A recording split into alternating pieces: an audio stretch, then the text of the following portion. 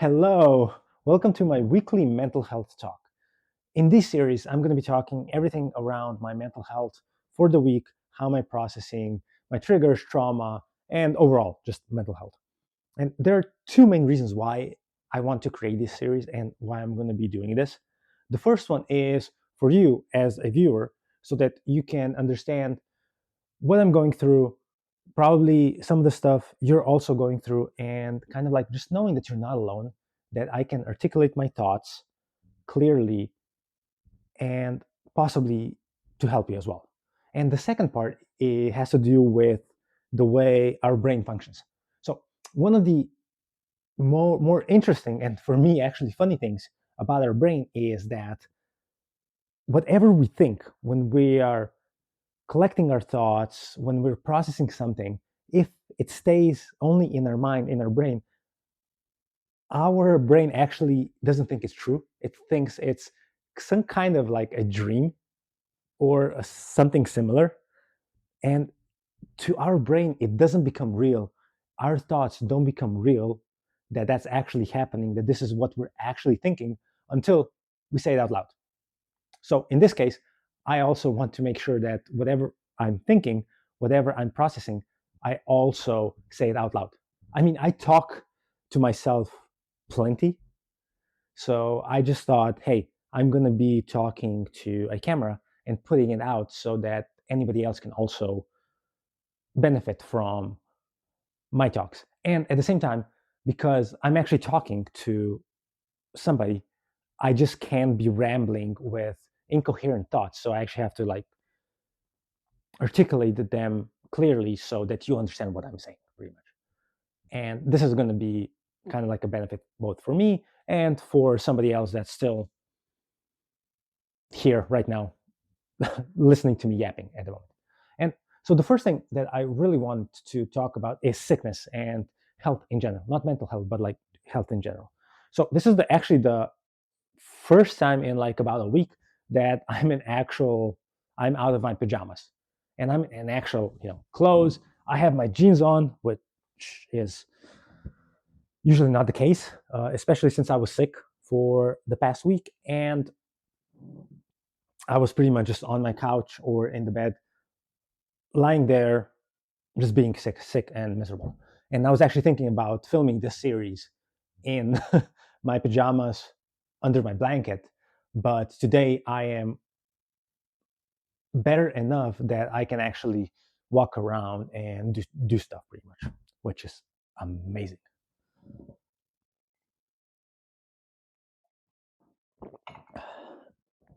Now, because of my sickness right now, and I know that my sickness actually has to do a lot with my mental health. And that kind of got me thinking of every instance when I was sick and or injured in the past when I was a child and stuff like that. And I started playing football, soccer for you American guys, when I was 7. And between 14 and 19, I was on the Slovenian national team. So I was really good at football. Now, what was a constant there with me was that I was probably injured around at least twice a year. And that was like clockwork. Usually every 6 to 7 months, I was injured for like about 1 month. And the interesting thing was, I was injured mostly either on my ankles. I rolled my ankles and stuff like that, or I pulled some muscle and stuff like that. And the thing was, my recovery was actually, it took me longer to recover than an average person would with the same injury. And I never understood why this was until I started seeing my therapist and all of that stuff. And what I realized was that me being injured and or sick as well was kind of like a safety valve where when I got injured, I had no pressure. So my dad was also a football player. And one of the things that he wasn't able to do was him playing for the top number one at that point Yugoslavian league because his family didn't allow him to. So he was extremely miserable. He became an alcoholic because of that. And when he got me and I started playing football, he started living his life through me. He wanted me to succeed because he couldn't. And if you know anything about mental health and stuff, this is legitimately the worst possible thing a parent can do to his or her child is to live their life through your kid because you dominate them. You only want what you think is good for them. And that's what happened with me. And whenever I was on top and playing really well with football and stuff, there was always so much pressure that I have to be better. I have to perform the way my dad always performed, and everybody around him was telling me how amazing of a player he was. If I'm going to be the same as he is, or that I'm going to be even better. It didn't help that my dad also told me at times that I wasn't as good as he was. He straight up told me that. In a sense that everybody else was asking him, why am I not as good as he is? And then he was like, oh, I'm fighting for you because you're better physically and all of that stuff. But like in the end, it was like, you're not as good as I was in football in terms of all of the technicalities, how to pass, how to do that stuff and all of that. Um, yeah, that for a kid that's 10, 11, 12 years, you can imagine that it's not fun to listen to that or even to talk about this. It didn't help also that my dad was my coach for 5 or 6 years, and I had to perform way better than everybody else. So if not, it always became a punishment in terms of snappy remarks or just him not talking to me because he was not happy with how I performed and stuff like that. Or you need to try better, you need to practice better, and all of that shit. Whereas when I was actually injured, all of that went away because I had to tend to my injury, or in this case, sickness as well. I didn't have that pressure. So what happened was, like in general, if I rolled an ankle, usually it would take an average person probably about 2 weeks, three at most.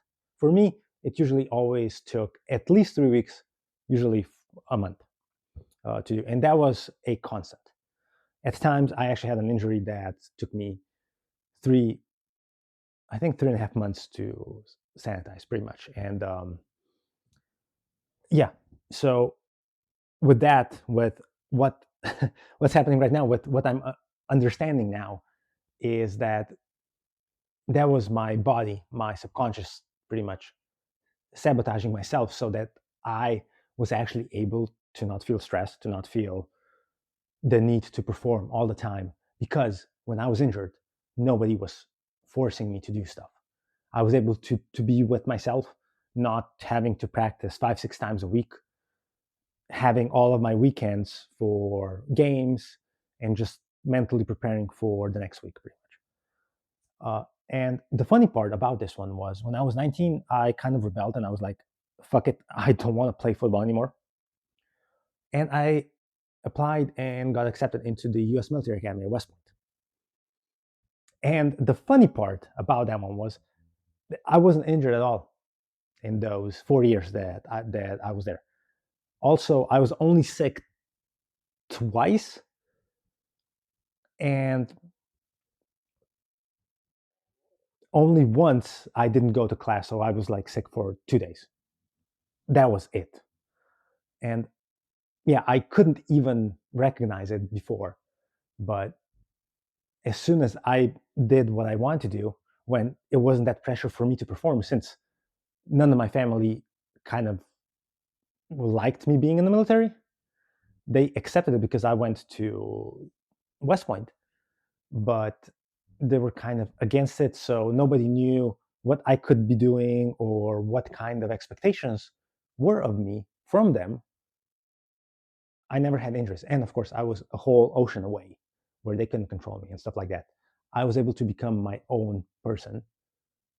And, speaking in a completely different language, in a different culture, actually, it creates two different personalities. So I actually had Blaj as a cadet at West Point and an Americanized version of Blaj, and then Blaj the Slovenian.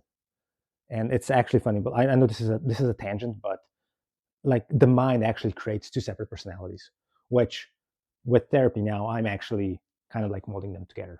I I've done it mostly, but still it takes time. But yeah, so this is kind of like what I was doing now, and coming to nowadays with this January, what I'm doing is I am trying to get my new business online, and I know I need to perform since I need to start earning money pretty much. And that's kind of like, again, the pressure that I felt when I was that what the pressure that I felt like in the past. And one of the reasons why I probably got sick, because the symptoms and all of that stuff, specifically in my chest, where I had hard breathing and all that stuff, like the symptoms were similar to what almost like a panic attack is, and all of that stuff, like maybe a little bit of pneumonia. And yeah, I knew that that was kind of like linked together. So that's the first kind of part that's happening. And then the second thing that I want to talk about is mirroring. I'm reading a really good book about mirroring. It's not out yet. It's going to be out actually 7th February. But the author gave me the advanced copy so I can actually read it and give some feedback. And it hit me really hard, especially when we're looking at how we mirror ourselves towards others, because we think, or we either think we need to do this, or we need to do this based on survival. And for me, it was both. At the beginning, my mirroring and as a result masking was actually because I just needed to survive like this. Like I needed to be what my dad wanted me to be, what my mom wanted me to be. And as a result, I had emotional and psychological abuse and physical as well. Although with physical, my therapist tells me that I have all of the characteristics of being a person that was physically abused, although I just can't remember. So have what you will. But with mirroring and specifically masking here is that you're trying to become a different person. And I was trying to become a different person so that everybody else will be happy around me. And as a result, I never had enough energy. I was always exhausted and all of that stuff. And it was really funny when, now just talking about West Point again, when I went to West Point, one of the things that I know was that I was hanging out with three different groups, not all at the same time, but depending on what class I was, so what year it was, I was hanging out with three completely different groups that never hung out with each other. But I was always able to adapt into them and to be what they kind of like wanted me to be, or what I thought they wanted me to be. Um, so for me, that was kind of like almost, at least what I thought was effortless. But in the end, I couldn't understand it completely. And I still was, again, mirroring and masking all the time. But what ended up happening was that I was never completely inside the group. I was always there, but never completely immersed with them, because I didn't know who I was. And based on that year, what I liked and stuff, like I was just like going from one group to another. And then maybe a year would pass when I was actually thinking about like, I haven't seen those guys in a while. And then I just kind of for a couple of months, I was hanging out with them.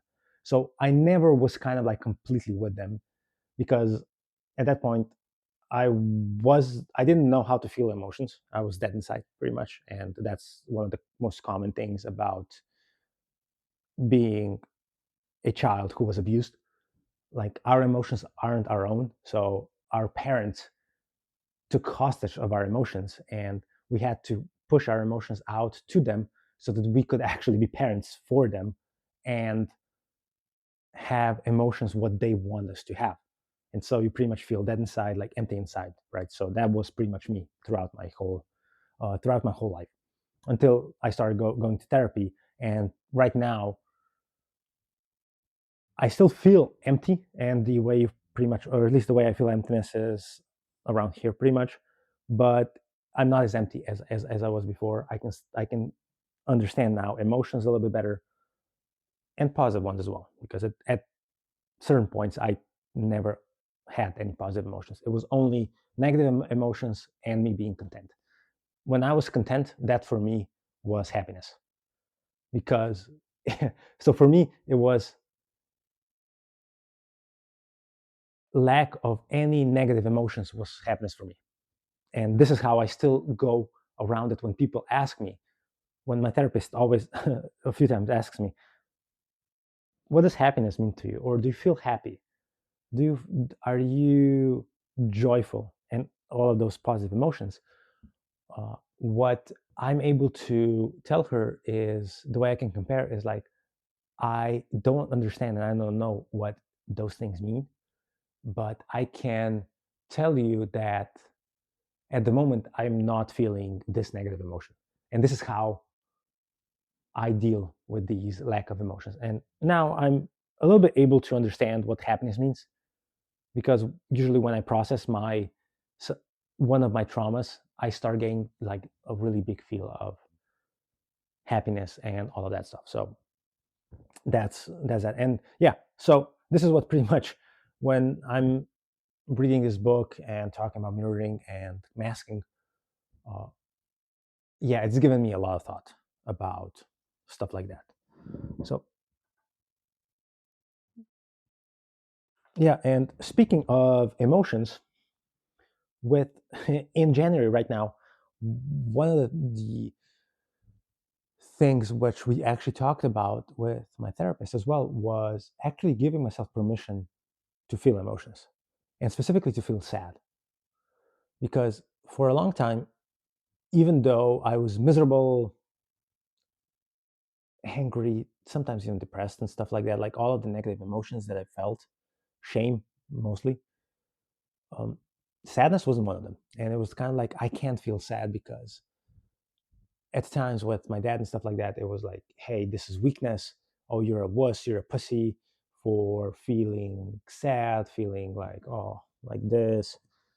And I kind of like just like cut it out of my vocabulary, cut it out of my feelings. And whenever my body felt like it was going to be sad, I just, like, it was like a blank stare. Like, it's like, nope, not this emotion. Here's the wall. Your emotion, you can't go past it and make me feel it. So I pretty much then locked it inside of my subconscious and stuff like that. And one of the interesting things uh, that we were talking about with my therapist, she actually said, when we feel sadness and when we start allowing it to go through our body, that's actually when the most we make the most progress, because we accepted that we can be sad, that negative things happen to us and they shouldn't have had. But we, with our sadness, we can actually start processing them and letting them go. And we can take a big step forward. So now, when I was sick and all of that stuff, in January specifically, I am allowing myself more and more to feel sad. And it's actually a good feeling, to be honest, because I was never able to, or allowed to feel sad, because everybody else always relied on me. So my parents and everybody, and pretty much anybody else in my life, because I was always usually an adult in the room, even when I was little. So um, yeah, yeah, this is what's happening with that. And the last thing I really want to talk about is actually sleep and dopamine. So for the past, I would say, like, couple of months now, I have an enormous amount of dopamine in my body. The only exceptions were a couple of the past couple of days and stuff like that. Uh, and the issue with this, like, it's nice to have dopamine, to have like positive things, but the issue, it comes down to sleep. So apart from the past few days, I was only able to sleep around 4 hours, 5 hours max per day in the past 2 months. And the issue surrounding it was because I had so much dopamine. I know I was, and I still am processing a lot of trauma, a lot of what we call pretty much mental health and stuff like that, with my emotions, with sadness and all of that. And I'm super happy about this. But with the amount of dopamine I actually have, uh, I had a really big issue with sleeping. So my sleep patterns were so irregular. It was like stupid. I would come home or just finish work from working from my home office, where I pretty much mostly work. And then around like 8:30 p.m., I would fall asleep for like 3 4 hours on the couch, and then I would be so awake that I wouldn't be able to even sleep. So I still went through the same process of like showering, going to bed and stuff, but like then I would be just like laying in bed for like 6 hours until like 4 or 5 a.m., sometimes 6 a.m., and then I would just wake up, not even able to sleep. I read way too many books right now, some novels about yeah, that I just couldn't sleep. And with talking with my therapist, she pretty much told me you have so much dopamine right now in your body, like I can feel it, that my sleep patterns just become irregular. I would be sleeping 2 or 3 hours in the afternoon, and then I wouldn't be able to sleep the whole day or the whole night, and stuff like that. And it was exaggerated with this sickness where I was able to sleep, but not that much. And specifically with my breathing and stuff like that, it was hard for me to even sleep. So I had a like couple of mini panic attacks actually at one point, because I thought that my heart was going to stop working pretty much. Um, but yeah, I went through those, and now for the past couple of days, I've been sleeping pretty much nonstop.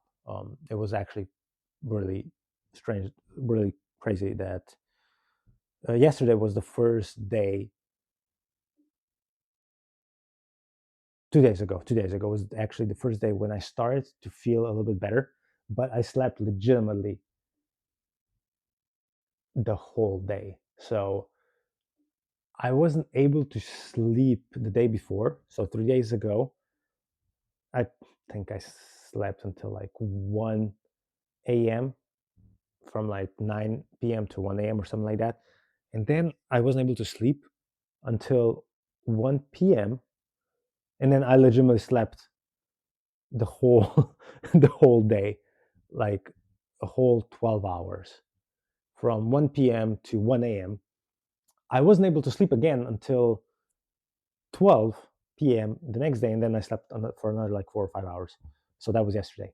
And yesterday was the first time I actually started feeling good, but probably was because I slept 16 hours within a 24-hour time span, pretty much. And today I'm feeling way better. I was able to actually sleep normally in my bed for the first time in 3 days. And for those other 2 days, I was actually sleeping on the couch here because of my irregular sleeping schedules. And now, yeah, I'm feeling better now. So, as in my clothes and me bouncing on my amazing bouncy ball. But yeah, so that's kind of like a big issue, at least for me right now. Is like kind of like that. Also, the neurochemical regulation, aka dopamines, and specifically here cortisol, which I don't have that much. And in the morning, usually I had like a bunch of cortisol, like we all do, because cortisol is one of the things that makes us kind of like wake up as well. And usually when we're groggy in the mornings, is because of the cortisol and all of the uh, issues that we're having, that we're worrying about, is are usually the most pronounced in the morning due to cortisol, because cortisol is also, as I said, like it wakes us up, but it also gives us like the most worries and stuff like that. So what, and now this for me was mostly substituted with dopamine. So yeah, that is where I am right now with these big four topics. I think I have plenty of more that I would want to talk about, but for the life of me, I can't remember right now. But yeah, so I'm gonna end it here. Hopefully, you've gained something from first my life, or that you feel comfortable with, that you're not alone.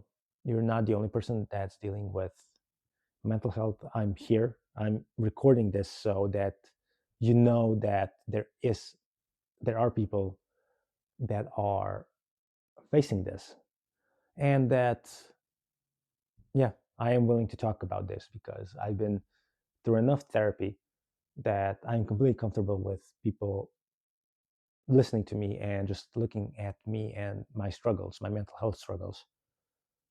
Because if I can help at least one person, possibly you, if you're listening up until this point, it's most likely you, that things things are hard. They may get harder, but in the end, there's always light at the end of the tunnel where things get better.